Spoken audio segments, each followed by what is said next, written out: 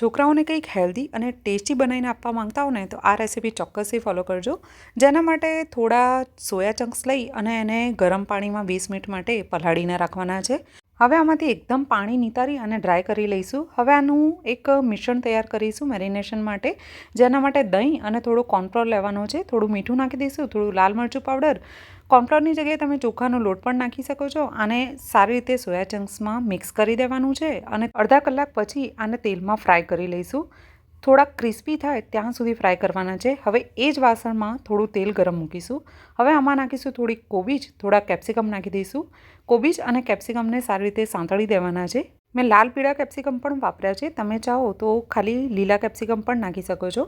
હવે આમાં નાખીશું થોડું મીઠું, પાછું થોડીવાર માટે સાંતળી દઈશું.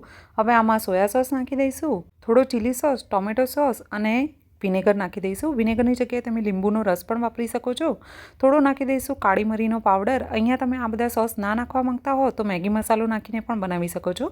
હવે જે મેરિનેટ કરેલા હતા સોયા ચંક્સ એ અને કોથમીર નાખી અને આને મિક્સ કરી દેવાના છે. એટલો હેલ્ધી અને ટેસ્ટી આ નાસ્તો તૈયાર થશે ને કે છોકરાઓ 2 વાર માંગીને ખાશે.